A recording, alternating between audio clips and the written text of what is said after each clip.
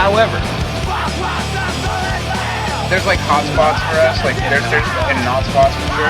Like, I would know in a second if we were in Ohio. There's something in the water there. There's also a pet parade. Really? Yeah. Clap. Clap. Clap.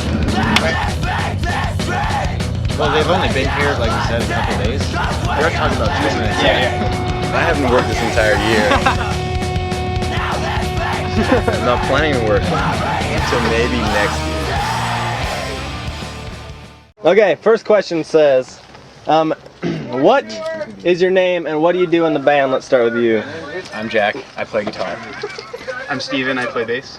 I'm Kenny, I play guitar. I'm Wesley William Ellsbury. I play drums. I'm Juan and I sing. Get out of here. Get out of here. You want That's one. That's Juan and he sings. I'm Juan and I sing. Okay.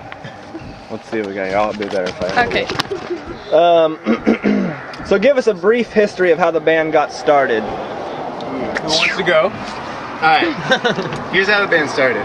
Me and this guy were in a band. We're also related.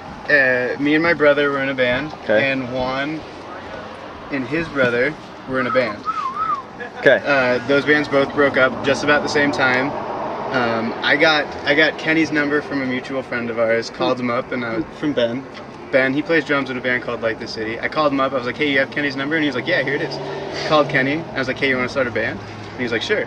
And I was like, I think I was the one who actually suggested to include the Gabe brothers. Oh, taking the credit. Not to take the credit, but I'm taking it. And anyway, and then like me and Wes had been friends since the 6th grade. And I was like, he plays drums, he's really good. They found me in a dumpster. I was a dumpster baby. And I was like, you know, I'm sure he'd be into it. I haven't talked to him yet, but I'll find out. So anyways, we made all the arrangements, we had our first practice, we wrote our first song. And our first song was actually a leftover, or half of it was a leftover from the band that we were in. And so we kind of just like got kick-started with that. And then, I don't know, after Let's finish the riff. Yeah, we finished that, and then like the guitar riff. by the third practice, we had recorded a demo already, and written 3 songs, and that, I mean, that's the beginning of it. And that was March of... That was March of 04. No, before that, actually. Oh right. That was February.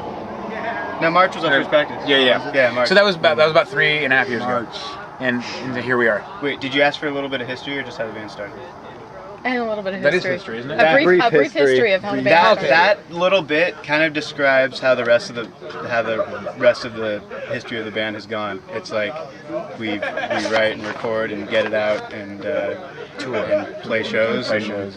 Which just playing shows at home turned into tours, and here we are at the end of our third U.S. tour. We've done at this point we've done 3 U.S. tours, 3 West Coast tours, right? Yeah.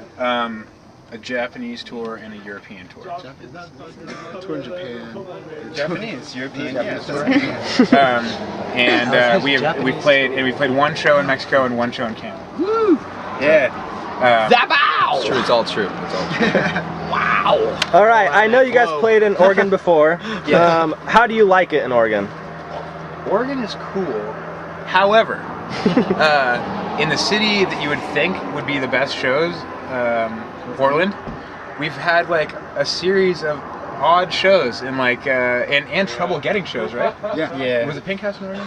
Yeah. Okay, except for this the Pink House, which was I guess isn't doing shows anymore or something. But that was some really cool shows. Otherwise, we have friends in the band Broadway Calls, which used to be Countdown to Life, which is right on the border of Washington and Oregon. So I don't know where they count as, but I know they've said that they're from Rainier and Longview. Yeah.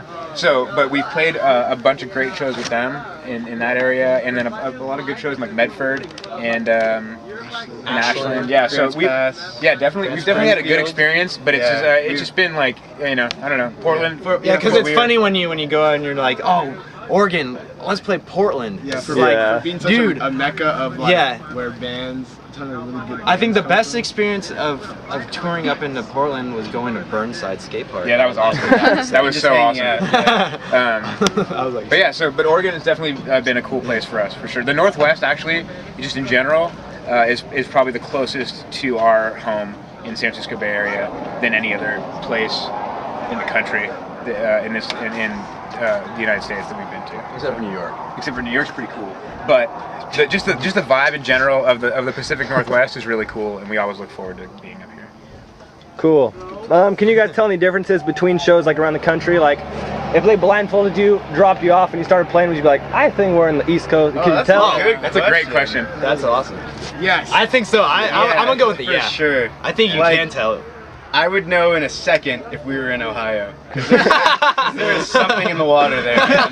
Those kids are weird. Also, the way people talk a lot of times you can tell. Yeah, by accents, and I'm Well, sure you those can tell by accents, weather. and there's they say. There's like hot spots for us. Like there's not spots for sure.